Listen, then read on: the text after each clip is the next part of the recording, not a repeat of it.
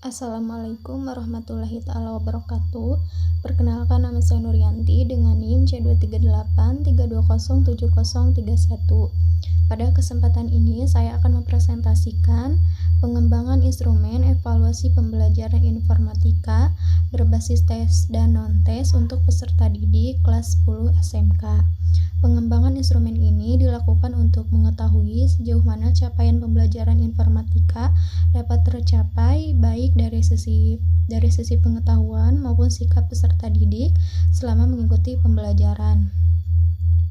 Capaian pembelajaran yang dipilih dalam penelitian ini berfokus pada kemampuan peserta didik dalam memahami konsep dasar informatika, memahami peran dan manfaat informatika dalam kehidupan sehari-hari, serta memiliki cara berpikir komputasional yang logis dan sistematis. Selain itu, capaian pembelajaran juga menekankan pentingnya sikap positif peserta didik seperti disiplin, tanggung jawab, dan keseriusan dalam mengikuti proses pembelajaran informatika. Berdasarkan capaian pembelajaran tersebut, kemudian diturunkan menjadi beberapa tujuan pembelajaran yang lebih spesifik dan terukur.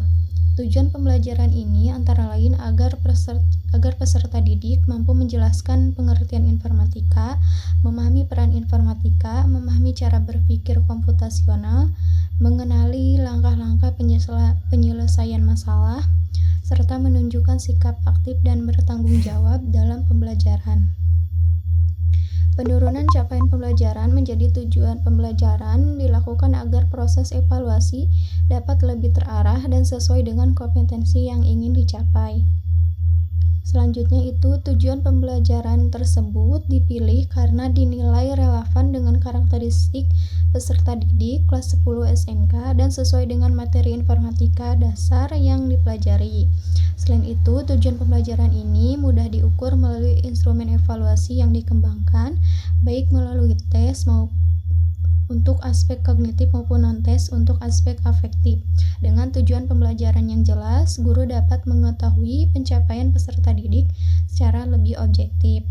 Instrumen evaluasi yang dikembangkan terdiri dari dua jenis, yaitu instrumen tes dan instrumen non-tes. Instrumen tes berupa soal pilihan ganda yang digunakan untuk mengukur pemahaman peserta didik terhadap konsep informatika. Sementara itu, instrumen non-tes berupa angket sikap yang digunakan untuk mengetahui respon, minat, dan motivasi dan sikap peserta didik terhadap pembelajaran informatika.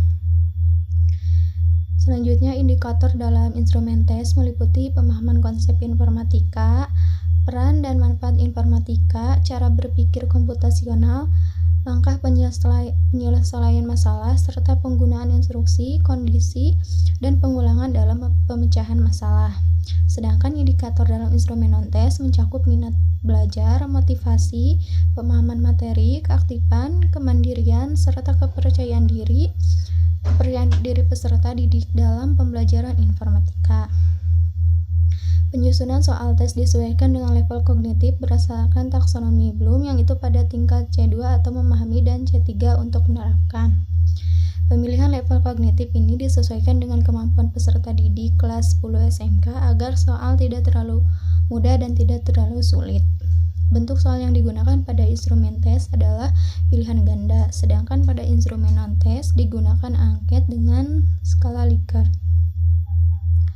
Kisi-kisi instrumen disusun secara sistematis dengan mengaitkan antara tujuan pembelajaran, indikator, level kognitif, dan bentuk soal.